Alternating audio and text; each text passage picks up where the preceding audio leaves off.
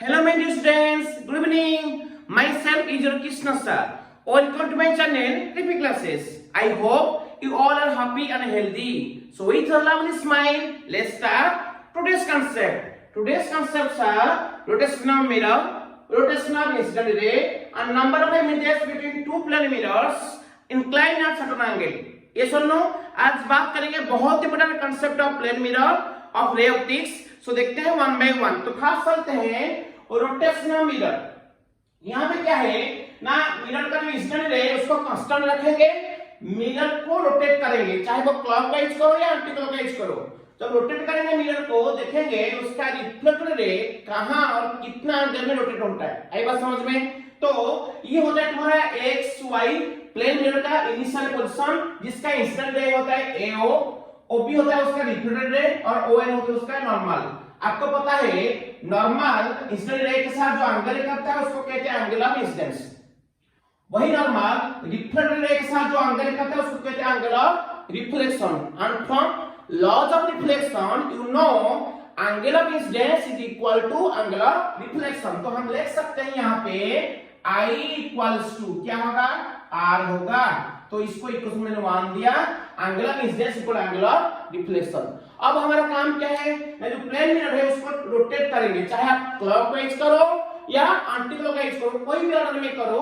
अगर हम उसको एंटी क्लॉकवाइज करेंगे या क्लॉकवाइज, कोई भी ऑर्डर में उसको रोटेट करेंगे, ठीक है, देखेंगे तो उसका रिफ्लेक्टेड रे कहां रोटेट होता है और कितने एंगल में रोटेट होता है, वो उसको हमको दिखाना होगा आज. ठीक है, तो देखो एक्स वाई था उसका इनिशियल पोजीशन. अब मैं क्या करूं ना, उसका रोटेशन में करूं. ठीक है, तो इसको रोटेशन में किया, कौन से ऑर्डर में, सपोज एंटी क्लॉकवाइज रोटेशन में किया, कितना एंगल में, थीटा एंगल में. ठीक है, तो मैं ड्रॉ करता हूं.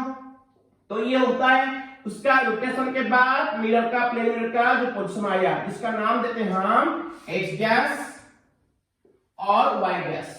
ठीक है, ये मिरर ड्रॉ कर देते हैं हम. ये जो मिरर आया एक्स डैश वाई डैश, ये थीटा एंगल रोटेट होने के बाद, एक्स वाई जो था मिरर वो थीटा एंगल रोटेट होने के बाद ये X dash Y dash position में आ गया. कितना एंगल टर्न हुआ यहाँ पे, थीटा एंगल. तो मेंशन करते हैं ये एंगल जो टर्न हुआ ये होता है थीटा.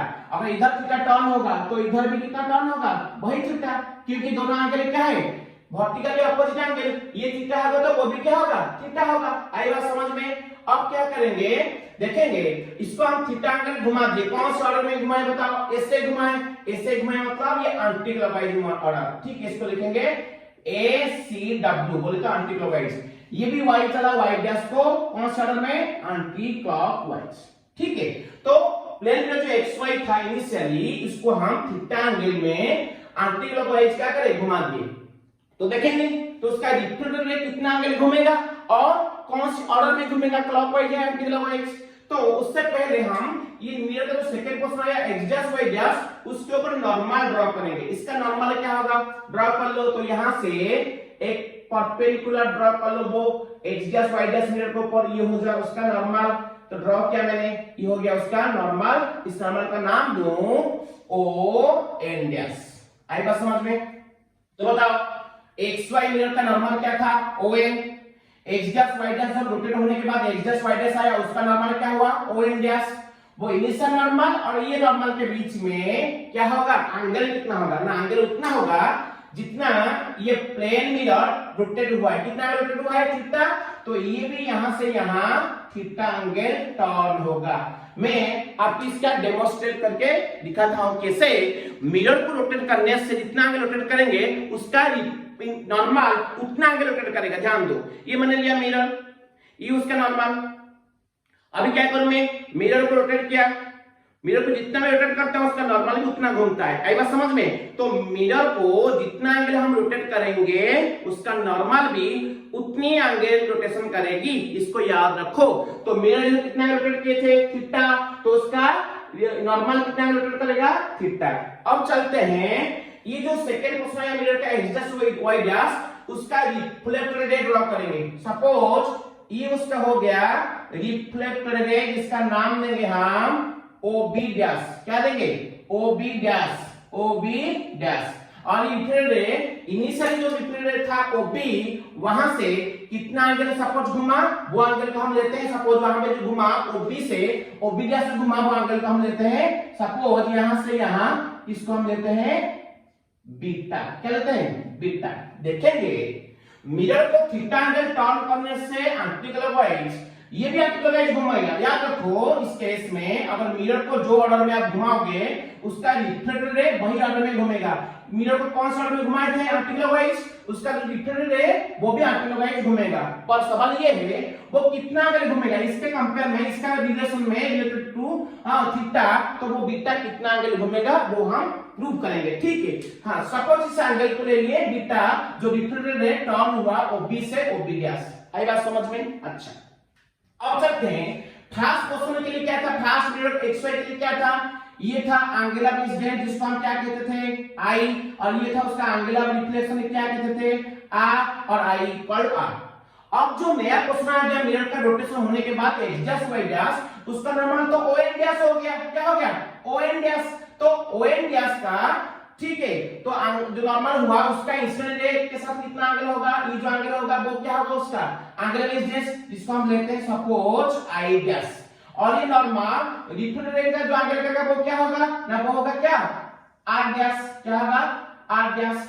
तो सेकंड क्वेश्चन के लिए मिरर का जो सेकंड क्वेश्चन है x डैश y डैश, उसका नॉर्मल जो ON डैश आया वो इंसिडेंट रे के साथ जो एंगल करेगा उसका वो एंगल ऑफ इंसिडेंस होगा I डैश, और वो नॉर्मल रिफ्लेक्टेड रे के साथ जो एंगल करेगा वो होगा उसका angle of reflection R dash. ये सुन लो, और यू नो चाहे मिरर का कोई भी क्वेश्चन लो हमेशा angle of incidence equal to angle of reflection. Mirror का second question x dash y dash के लिए एंगल ऑफ इंसिडेंस क्या है? I1 dash must be equal to उसका एंगल ऑफ रिफ्लेक्शन क्या है? R dash. ये इक्वल होगा, इस पे क्वेश्चन 2 हम पुट कर दिए। आई बात समझ में? ये हो गया। अब चलते हैं ये रिलेशन बनाएंगे, तो बताओ I डैश और R डैश हो गया। अब चलते हैं I। देखो ये I एंगल जो था इनिशियल क्वेश्चन का जो एंगल ऑफ इंसिडेंस था I, तो I की जगह हम क्या ले सकते हैं, तो ये I जो होता है ना वो होता है I डैश प्लस थीटा। देखो ये पूरा I क्या होगा, इतना प्लस इतना, ये क्या है I डैश प्लस क्या है थीटा। तो शुरू करते हैं फर्स्ट इक्वेशन से।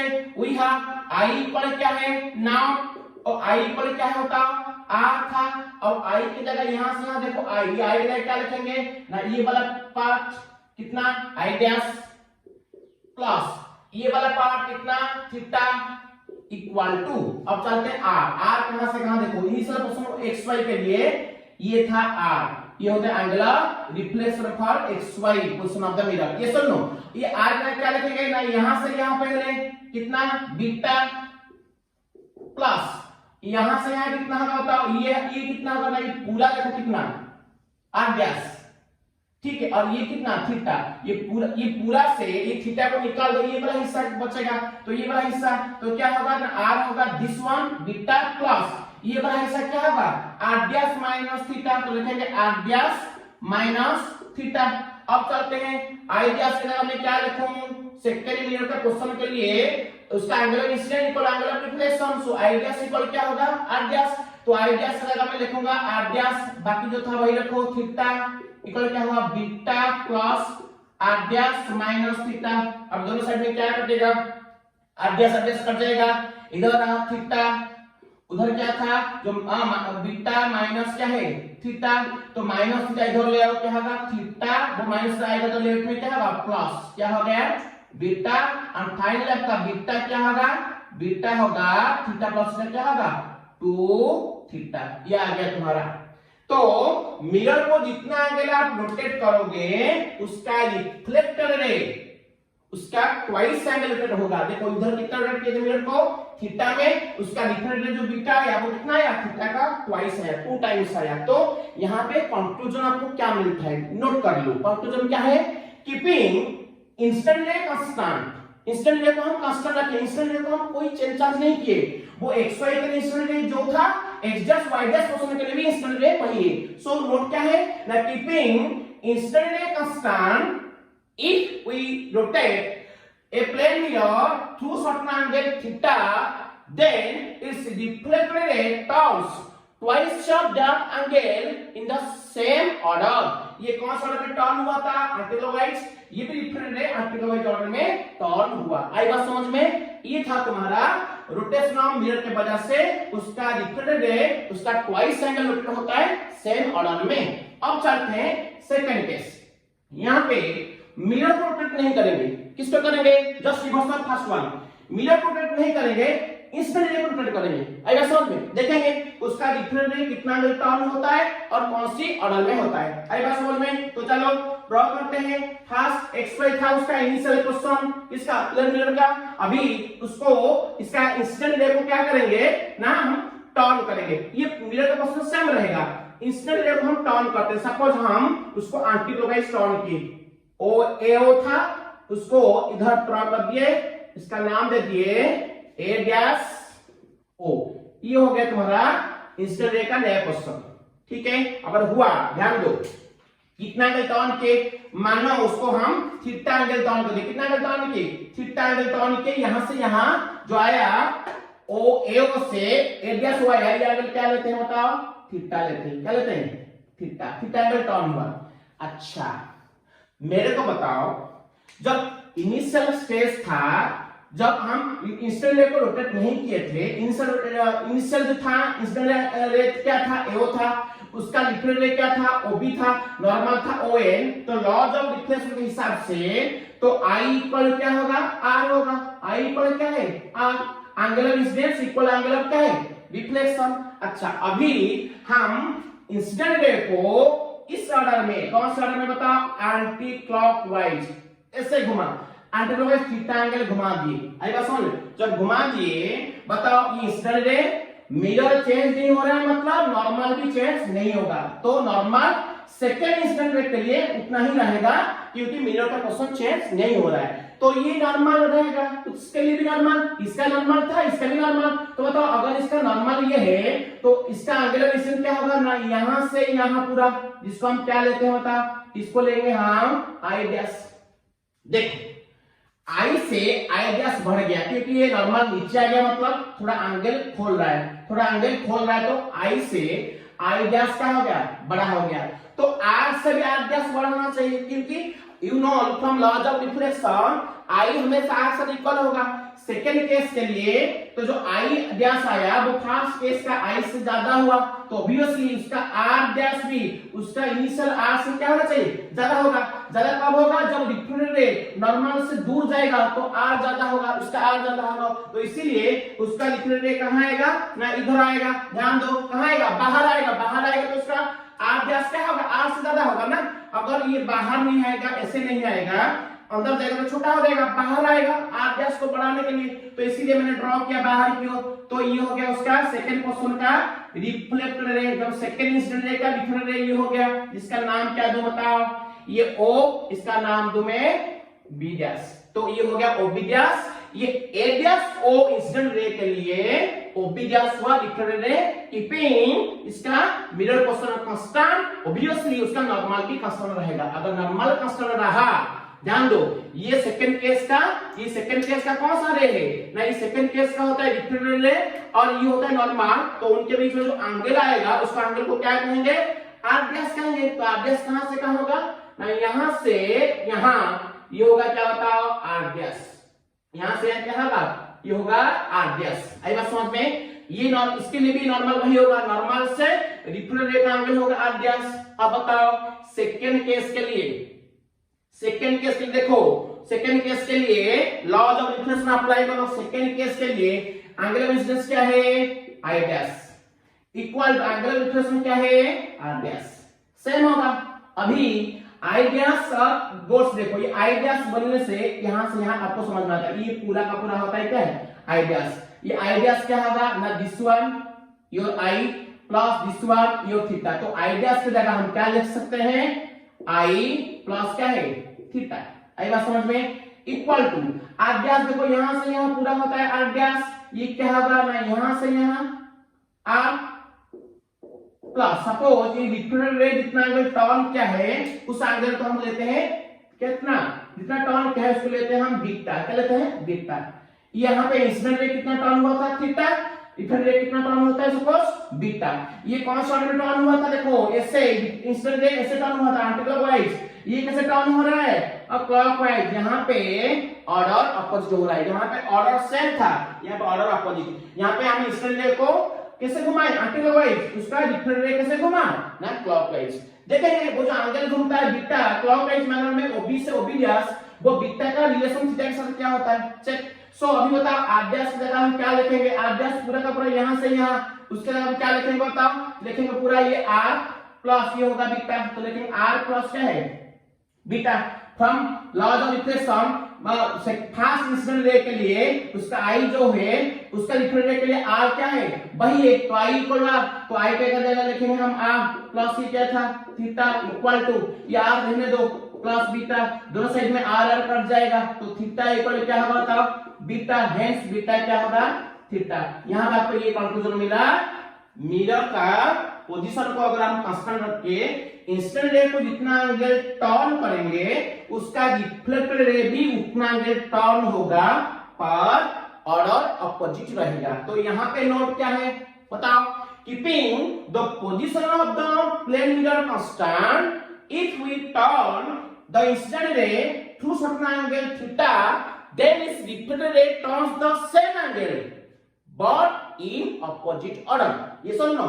तो यहाँ पे क्या था दोनों का, if we turn keeping the position of the incident ray constant, if we turn a plane mirror through certain angle theta, then its reflected ray turns twice of that angle in same order, ये सुनो यहाँ पे angle reflected ray angle double turn कर रहा है same order में, यहाँ पे reflected ray same angle turn कर रहा है पर अपोजिट ऑर्डर में। याद रखना ये होता है इंपॉर्टेंट कांसेप्ट, इसको हम न्यूमेरिकल करेंगे, न्यूमेरिकल सेक्शन में न्यूमेरिकल करेंगे, बहुत इंपॉर्टेंट न्यूमेरिकल है, आसान शब्दिकी के साथ कर लोगे ठीक है। अच्छा अब चलते हैं number of images between two plane mirrors. आप देखे होंगे सैलून गए होंगे, सैलून के फ्रंट फेस के जो वॉल होते हैं दो मिरर लगा होता है प्लेन मिरर, आप बीच में बैठते हो ठीक है, तो क्या होता है ना आपका बहुत सारा इमेज उधर और पीछे भी दिखता है, वही बात पार्लर में भी होता है ठीक है। तो ऐसे बहुत सारा इमेज बनता है कैसे और कितना बनेगा उसके लिए रूल क्या है तो बात करेंगे। तो थर्ड रूल भी हमारा number of images between two plane mirrors, ये सुनो इंक्लाइन सपना एंगल। तो यहाँ पे मैंने दो मिरर लिया, एक लिया M1 एक ले गया M2, दोनों का reflecting faces reflecting surface facing each other. देखो इसका रिफ्लेक्टिंग सरफेस उसका रिफ्लेक्टिंग सरफेस एक दूसरे को फेस कर रहे हैं ठीक है। अच्छा सपोज बोथ दोनों प्लेन मिरर के बीच में एंगल कितना है थीटा, एंगल कितना है थीटा, अगर उनके बीच में एक ऑब्जेक्ट रखा तो वो ऑब्जेक्ट का कितना इमेज बनेगा हम देखेंगे, इसके लिए रूल है मैं बता रहा हूं ध्यान से सुनो ठीक है। तो पहला स्टेप का जो काम है आप ये स्मॉल एन को निकालना, क्या निकालना स्मॉल एन। देखो स्मॉल एन क्या होता है, ये होता है 360 डिग्री बाई थीटा, ये जो थीटा क्या होगा उसको 360 में डिवाइड कर देना, जो मिलेगा वो होता है सपोज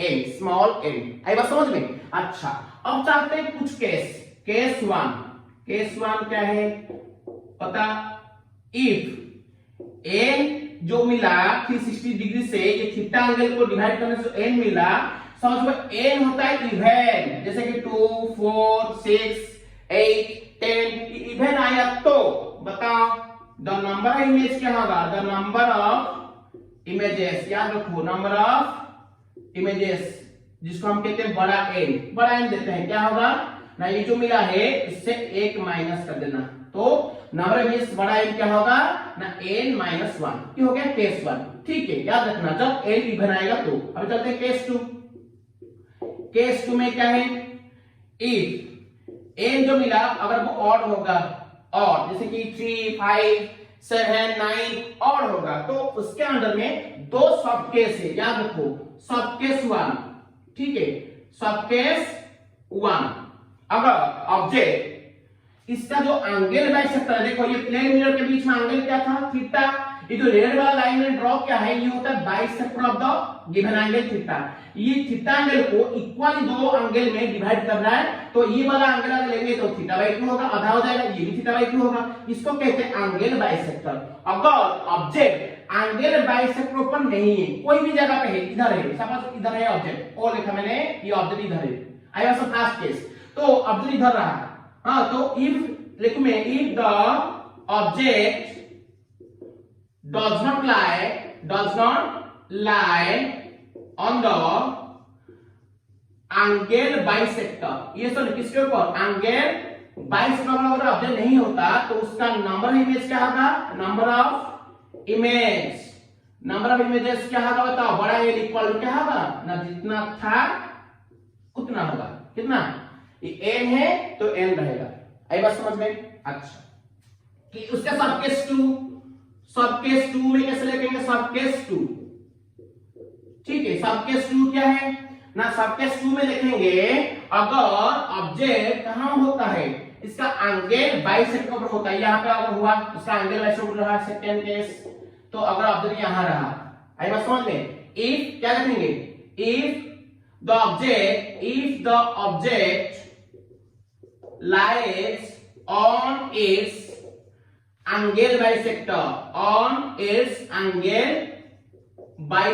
अगर रहेगा बताओ उस केस में नंबर ऑफ इमेज क्या होगा? नंबर ऑफ इमेजेस क्या होगा? n इक्वल्स टू क्या होगा ना, n माइनस 1 हो जाएगा। जो n मिला होगा ना, ठीक है, वो -1 हो जाएगा, याद रखना। तो ये केस 1, अगर n 360 डिवाइड थीटा डिवाइड करने से अगर n होता है इवन, तो नंबर ऑफ इमेज क्या होगा? एक माइनस कर लेना।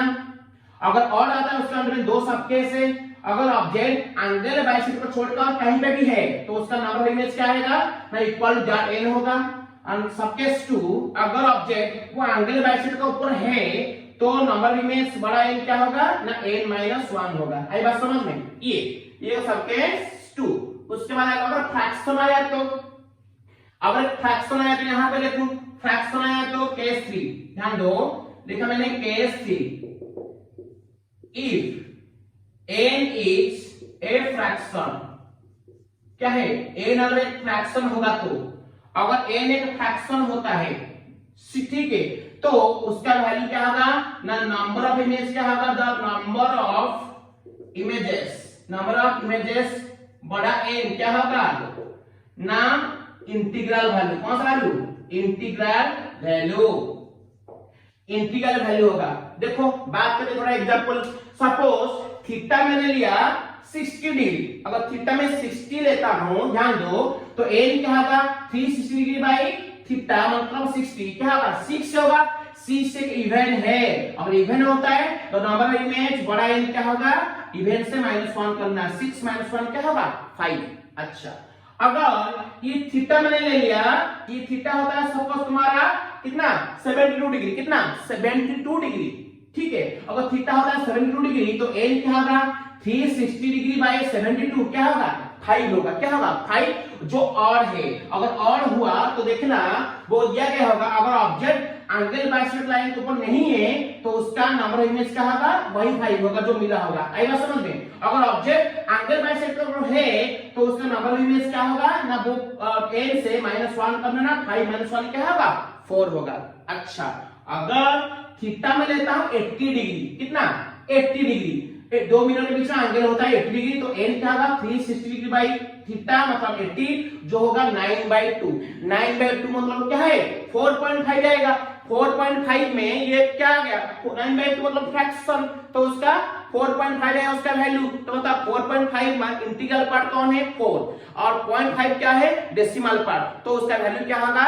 4 होगा। आई बात समझे? तो नंबर इमेज क्या होगा? Integral value. और ऐसे भी याद रखो, अगर 4.5 आया वो किसके बीच में होता है? 4 और 5 के बीच में, तो लोअर इंटीग्रल वैल्यू कौन है? 4, तो नंबर ऑफ इमेज होगा 4। आई बात समझ में? ये होगा केस 3। और केस 4 यहां पे देख रहा हूं, केस 4 में अगर दो मिरर पैरेलल होते हैं, अगर दो मिरर प्लेन मिरर पैरेलल है, तो पैरेलल मतलब उनके बीच में एंगल थीटा क्या होगा? थीटा क्या हो जाएगा बताओ? थीटा होगा 0 डिग्री। अगर थीटा 0 है, n क्या होगा? 360 डिग्री बाई 0। 360 डिग्री बाई 0 मतलब समथिंग बाई 0 क्या होता है? इंफिनिट। यहाँ पे n होगा इंफिनिट। n से आप कुछ माइनस करो या वही रखो, मतलब इंफिनिट से कुछ माइनस करो या वही रखो, तो नंबर ऑफ इमेज क्या होगा? इंफिनिट। इस केस में नंबर ऑफ इमेज क्या होगा? इंफिनिट होगा। आई बात समझ में? इंफिनिट, ये याद रखना। और यहां से और एक बात बता रहा हूं, ध्यान से देखो। मैंने दो मिरर इधर लिया है, प्लेन मिरर m डैश, ठीक है, parallel to each other, facing each other, sir reflecting face to each other. ये सब facing each other's reflecting surfaces to each other. ये सब नो। अच्छा यहाँ पे मैंने एक ऑब्जेक्ट रखा O, समझिए O जो ऑब्जेक्ट रखा है, समझ लो फास्ट मिरर M से A डिस्टेंस पर है और M डैश से कितना डिस्टेंस पर है, B डिस्टेंस पर है। आई बात समझ में? मतलब दोनों के बीच में स्पर्शरेखा क्या है, A प्लस B। तो ये जो ऑब्जेक्ट का जो इमेज इस मिरर के थ्रू बहुत सारा बनेगा, इनफिनिट, अभी बताया हम इनफिनिट इमेज बनेगा, तो उसका जो बनेगा बहुत सारा बनेगा, इनफिनिट बनेगा।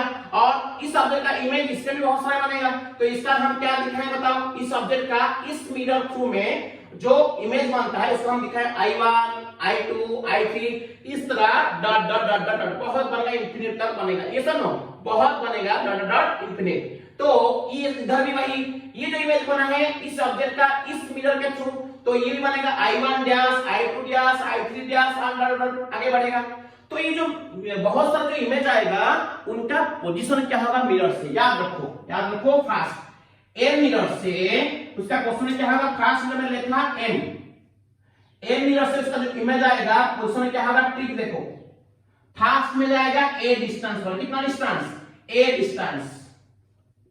सेकंड आएगा क्या ना, जो उसके बाद 2B ऐड करो, क्या ऐड करो, 2 सेकंड जो इमेज आएगा A के साथ 2B ऐड करो, A प्लस 2B, उसके साथ क्या ऐड करो फिर ना 2A, तो 2B उसके बाद 2A उसके बाद 2B उसके बाद 2A अल्टरनेटली ऐड करते चलो, वो होगा इमेज का क्वेश्चन M1 से जो बनेगा। तो फास्ट क्या लेवल है A, उसमें 2B ऐड करो क्या होगा A प्लस 2B, उसके बाद 2A ऐड करो, 2 ऐड करने से क्या होगा 3A प्लस 2B, उसके बाद क्या ऐड करो 2B ऐड करो तो क्या होगा 3A प्लस 4B, उसके बाद ऐड करो 2A तो क्या होगा 5A प्लस 4B, इस तरह चलता जाएगा प्रोसेस। आई बात समझ में? तो उसी तरह अगर हम M डैश मिरर का बहुत सारे इमेज देखेंगे तो M डैश मिरर से अगर इमेज हम देखेंगे बताओ, उसका पहला जो इमेज आएगा I1 डैश कितना डिस्टेंस पर आएगा, B डिस्टेंस पर, तो B डिस्टेंस पर आया, उसका नेक्स्ट इमेज कहां आएगा ना, इसमें 2A ऐड करो तो क्या होगा B प्लस 2A, उसके बाद क्या आएगा ना फिर 2B ऐड करो तो क्या है ना 2B ऐड करने से क्या होगा ये 3B प्लस 2A, उसके बाद क्या ऐड करो ना 2A ऐड करो क्या होगा ना 3B प्लस 4A, उसके बाद क्या ऐड करो ना फिर क्या ऐड करो ना 2B ऐड करो क्या होगा बताओ 5B प्लस क्या है 4A, इस तरह बनता जाएगा। ये ट्रिक को याद रखना। तो ये होता है number of images found by two plane mirrors parallel to each other. ये सब जिसका इनफिनिट इमेज बनेगा उसके लिए रहेगा फॉर्मूला। इमेज का क्वेश्चन मिरर से इसका मिरर का क्वेश्चन ये आ गया, इस मिरर से इसका जो इमेज जितना बनेगा ये उसका आ गया पोजीशन। ठीक है, तो ये होता है आज का कॉन्सेप्ट। तो हम पढ़े मिरर से कितनी तरह का इमेज बनता है और मिरर को रोटेट करने से और इंस्टेंट रे को रोटेट करने से डिफरेंट रे के ऊपर क्या प्रभाव पड़ता है ये हम डिटेल में बात करें। ठीक है, thank you guys, see you in the next videos with a beautiful concept. तो मिरर का जो प्लेन मिरर का अगला क्लास हम नेक्स्ट क्लास में पढ़ेंगे। तो अगर आपको मेरा वीडियो अच्छा लगा तो like share and subscribe my channel and comment on my videos. Thank you guys. See you in the next class with a new topic. Good night. Good night. Jai Jagannath. See you. Very all the best. Yes, ma'am. Thank you very much.